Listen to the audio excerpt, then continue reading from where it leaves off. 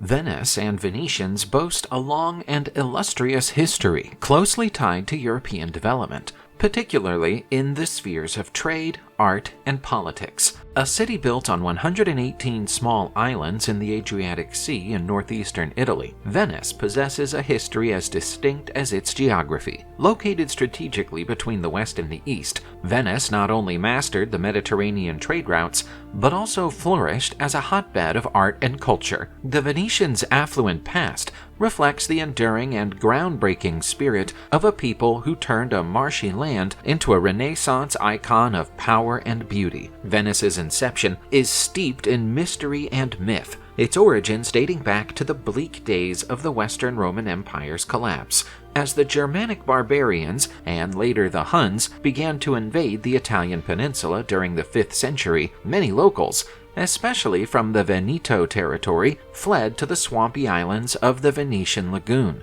They provided shelter from the invaders, owing to their difficult access and challenging environment. The refugees, over time, started to form communities on the lagoon's many islands. They worked out techniques to create housing and infrastructure within this unique setting, using wooden stakes to construct solid foundations in the muddy soil. When the situation on the peninsula settled down, the lagoon communities consolidated into a single political entity. By 726 AD, the lagoon inhabitants appointed their first doge, named Orso-i-Pato. A doge, in Venetian parlance, was the title given to the supreme leader of the Republic of Venice. The term doge came from the Latin dux, meaning leader or commander. The doge ruled Venice for over 1,000 years, his role like that of a duke or monarch in other European states. But the system of government in Venice had its own republican qualities. Venice grew in power and influence over the centuries, leveraging its strategic position to become a commanding Mediterranean trading power. It became a mercantile hub between the West and the East, mediating relations between the Byzantine Empire and Western Europe. Something that initially emerged as a refuge for those who fled invasions turned into one of the most influential and long-lasting maritime republics in European history. Throughout the centuries,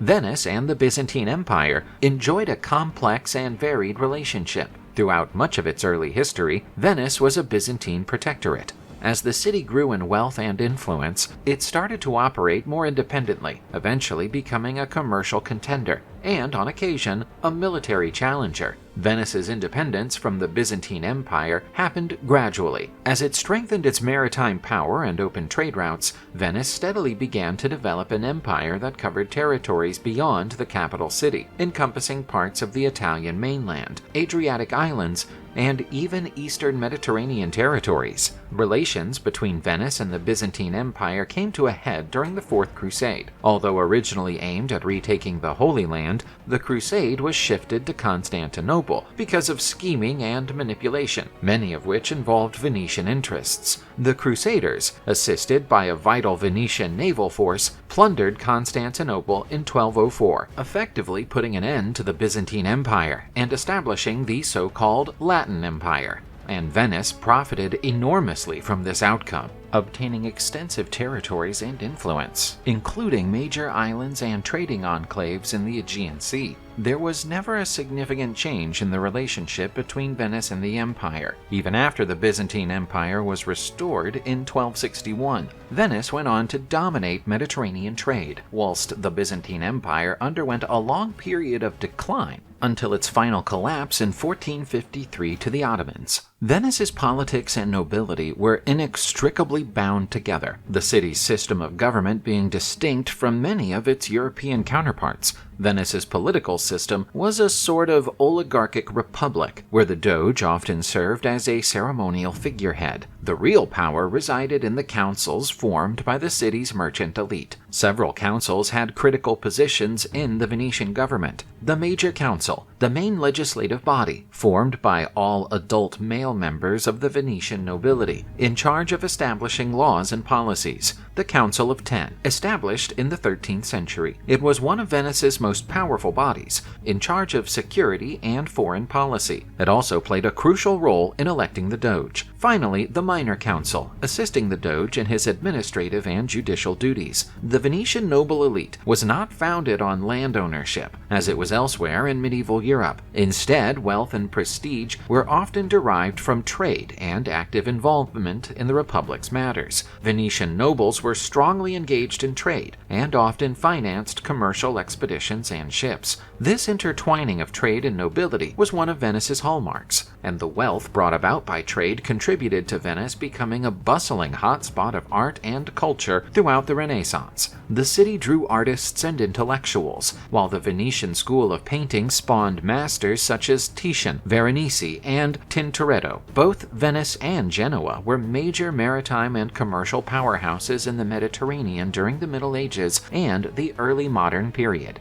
An intense competition between these two republics was inevitable, as both tried to expand and control trade routes and strategic territories in the Mediterranean. Their interests often clashed, particularly on the routes to the Levant and the Middle East, where both cities pursued the profitable spice trade. Venice and Genoa were embroiled in several wars from the 12th to the 14th centuries, known as the Venetian-Genoese Wars. These conflicts were frequently brutal and had a major impact on both republics. The First Venetian-Genoese War raged from 1257 to 1270. It was sparked by territorial squabbles in the Levant, with both cities owning colonies and outposts in the region. A series of smaller scuffles and conflicts eventually led to a full-scale war. It ended without a clear winner, but tensions lingered. Between 1294 and 1299, the Second Venetian-Genoese War was prompted by commercial and territorial strains between the two seafaring powers. The high point of this conflict was the 1298 Battle of Curzola. The Genoese fleet inflicted a heavy defeat on the Venetians during this engagement. Marco Polo, the famous Venetian traveler, was seized by the Genoese after this clash and spent several years in captivity in Genoa. The Third Venetian-Genoese War took place between 1350 and 1355. This started due to Black Sea rivalries, when Venice sought to restore its influence in the region after earlier defeats. The war concluded with a treaty that reinstated the balance of power between the two forces, with both cities retaining their territories and influence.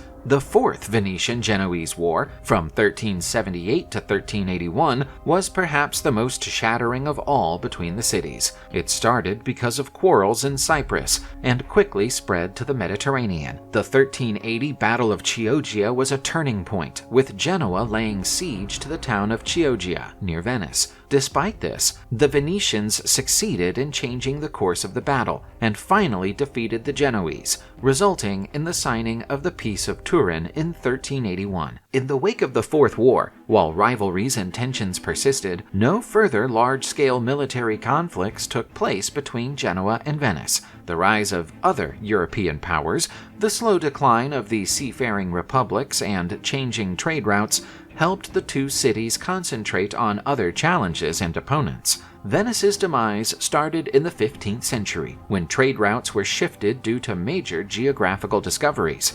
The Portuguese explorer Vasco da Gama's discovery of a sea route to India around Africa, as an example, lessened Venice's relevance as a crossing point between East and West. The Ottoman Empire's ascendancy in the eastern Mediterranean was a major threat to Venice. Cities and territories previously under Venetian control were progressively taken over by the Ottomans, including strategic locations such as Cyprus and Crete. Other European powers, such as England and the Netherlands, started to establish their own global trading empires in the 17th century, challenging Venice's commercial dominance even further. Venice's independence was dealt a final blow in 1797, when Napoleon Bonaparte's forces stormed the city. While it was not a primary target, the military and political pressure brought about the end of the Venetian Republic. In May of that year, Ludovico Manin, the last Doge, stepped down and dissolved the 1,000-year-old Major Council. ending more than 1,000 years of Venetian independence. Following Napoleon's defeat in 1814, the Congress of Vienna was summoned to reorder Europe. Part of its proceedings, Venice was declared part of the Austrian dominions, making it part of the Kingdom of Lombardy-Venetia under Austrian rule. After the Third Italian War of Independence in 1866, Venice and the Veneto region were annexed to the newly established Kingdom of Italy. Venice is now one of the world's most popular tourist destinations. The city lures millions of visitors every year, flocking to see its famed canals, historic landmarks such as the Doge's Palace and St. Mark's Basilica, and events such as the Venice Carnival and the Venice Film Festival. The Venetians' history is a quest from their humble origins as refugees to their emergence as one of Europe's greatest maritime and trading powers. Their historical legacy lives on in Venice due to its tourist and cultural appeal.